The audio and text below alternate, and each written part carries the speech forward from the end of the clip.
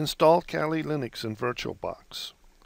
Kali Linux is a rewrite of Backtrack, a penetration testing Linux distro. A penetration test is an attempt to find the security weaknesses in a computer system.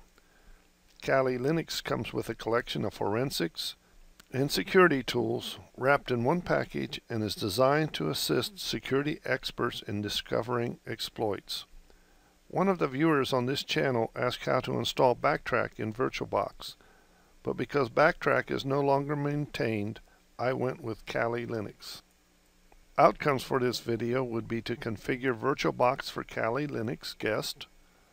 Downloading Kali Linux is not covered.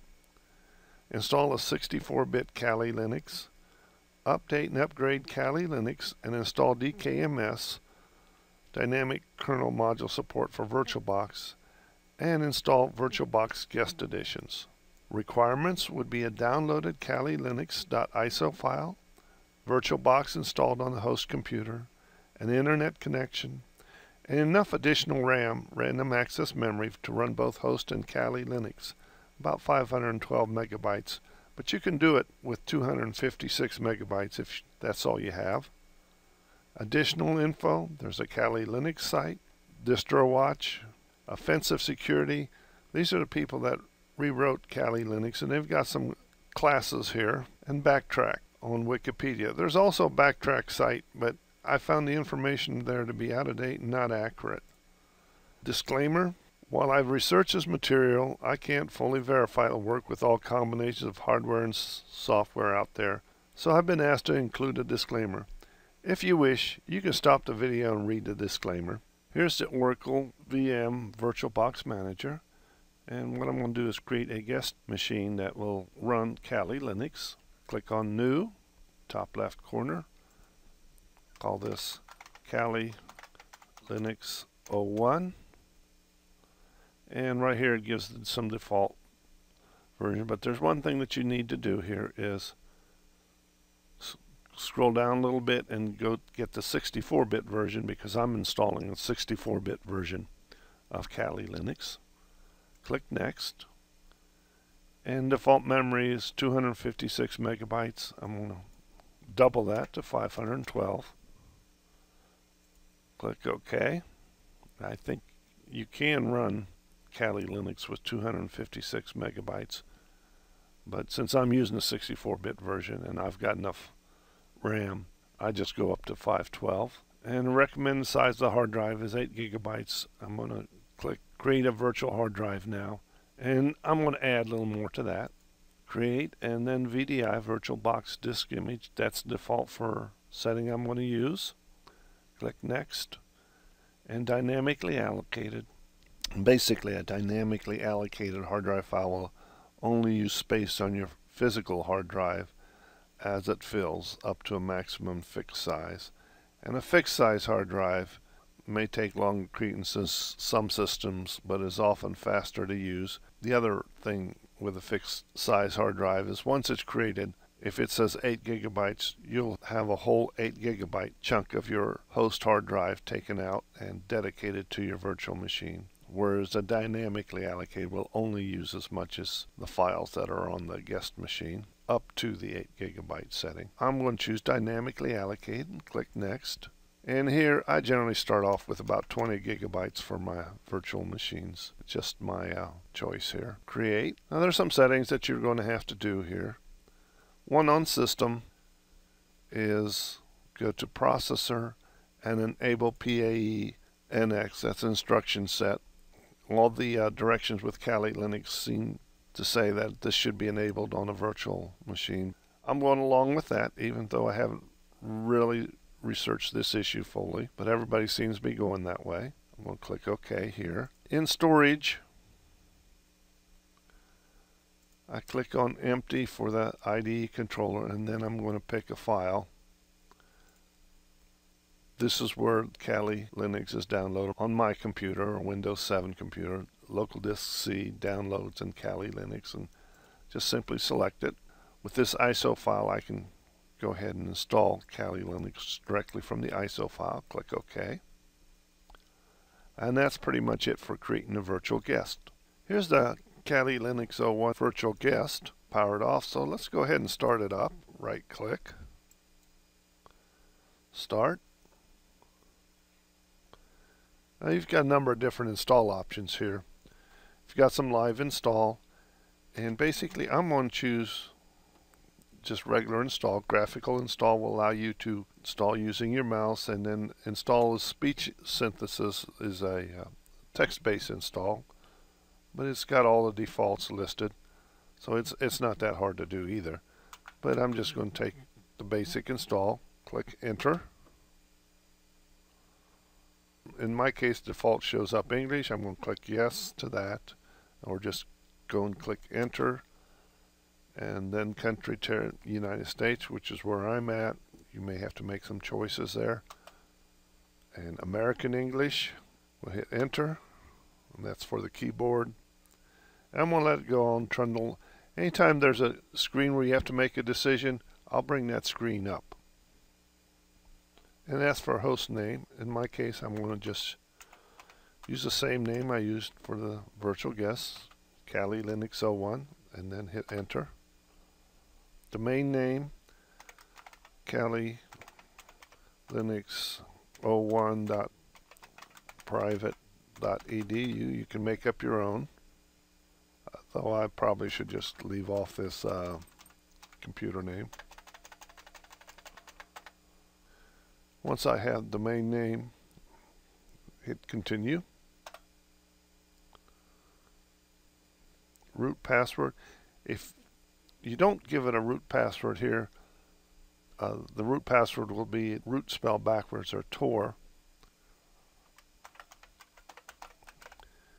and you'll be able to use sudo. So I'll give it the root password. So in my case, I'll be using root. Select my time zone, Eastern United States, and let it go. I usually use the LVM Logical Volume Manager, but in this case I'm just going to use the default, use entire disk, all files in one partition. I prefer it that way. And just hit enter again, finishing partitioning and writing changes to disk. And now here's where you're going to have to go tab over to yes, write the changes to disk, and hit enter. Come back at the next screen where we have to make a decision, where I have to make a decision. It's been about 20 minutes since I started the install. Up comes a question: a network mirror can be used to supplement the software as included on the CD-ROM. Use a network mirror. I'm going to take the default and click yes. And HTTP proxy information, I'm going to leave it empty and click enter. And it downloads some file from the network mirror. Ask the question: should you install the grub bootloader on the hard disk? Actually, to the master boot record. I'm going to click yes. If you click no, it'll ask you where you want it installed.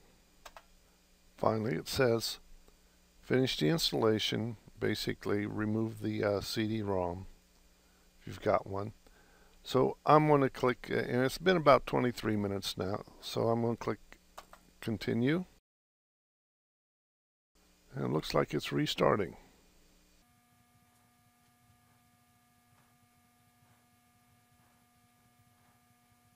So upcoming the startup screen. Here's Kali Linux after the restart, ready to log on.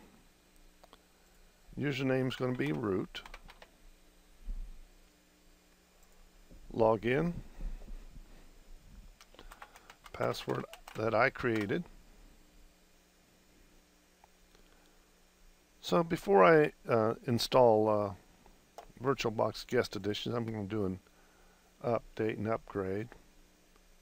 So go over here to accessories, pull up a terminal, and I'm going to do a, oops, sorry, forget that sudo stuff. I'm not with Ubuntu anymore.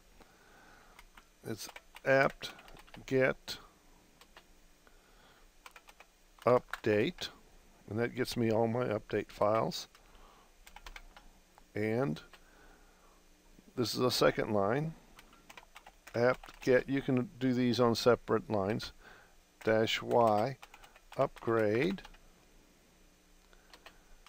and you can do these on 3 lines, and apt get -y, and the -y is simply so you won't have to hit the y or and ask you want to install it.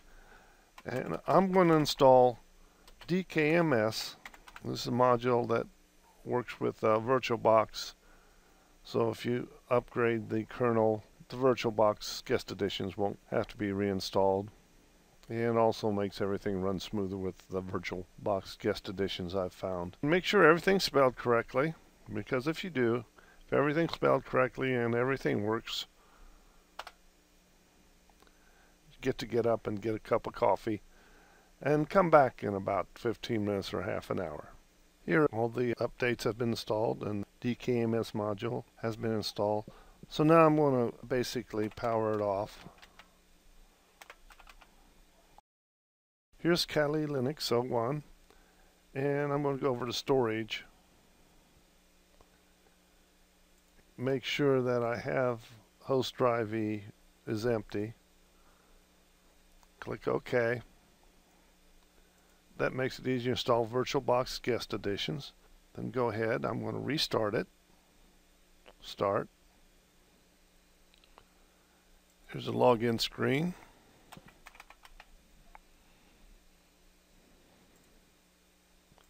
Password.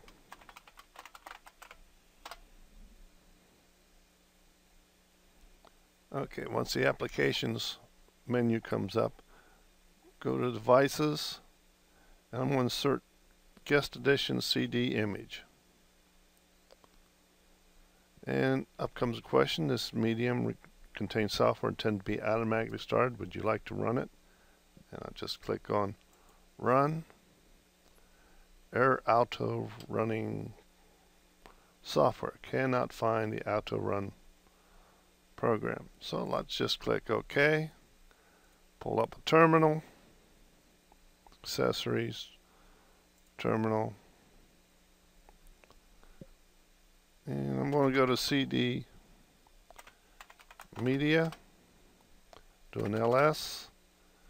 CD-ROM and CD-ROM 0. So let's go and CD-ROM 0, do an LS. There we have it. This is what's in the VirtualBox Guest Edition CD. So I want to run the program VBox Linux editions.run. The way I run a program when I'm right here in directory is with the dot and /. Permission denied. Well, that didn't work right as I planned. So I'm going to go to CP VBox Linux editions.run. Whoops, spell that correctly. To root, CD root, do an LS, and change mod 755 VBox Linux editions.run, do an LS L. Now I'll run it.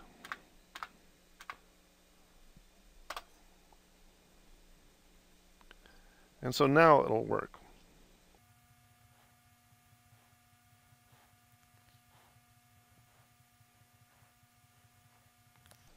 So now VirtualBox Guest Editions is installed. So I'm going to do a reboot. And when it comes up, I think you'll notice that the screen will be enlarged. Okay, so let's log in.